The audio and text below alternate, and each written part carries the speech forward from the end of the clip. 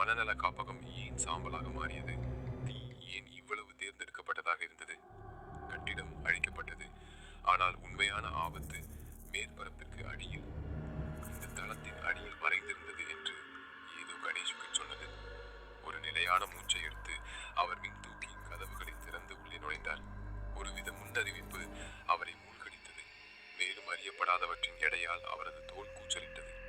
மின் தூக்கியின் மங்கலான ஒளி அவர் அடித்தள நிலைக்கு பொத்தானை அழுத்திய போது விட்டு விட்டு எரிந்தது. பழைய இயந்திரங்கள் மெதுவாக இறங்கத் தொடங்கின. அது ஆழமாக மூழ்கிய போது கணேஷின் இதயம் வேகமாக துடித்தது.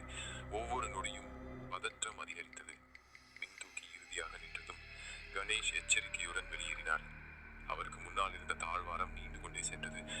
சுவர்களில் பெயர்ந்த பெயிண்ட் மற்றும் தொங்கிய கம்பிகள் முறுக்கப்பட்ட நரம்புகள் போல இருந்தன. பழைய உபகரணங்களின் துர்நாற்றம் காற்றில்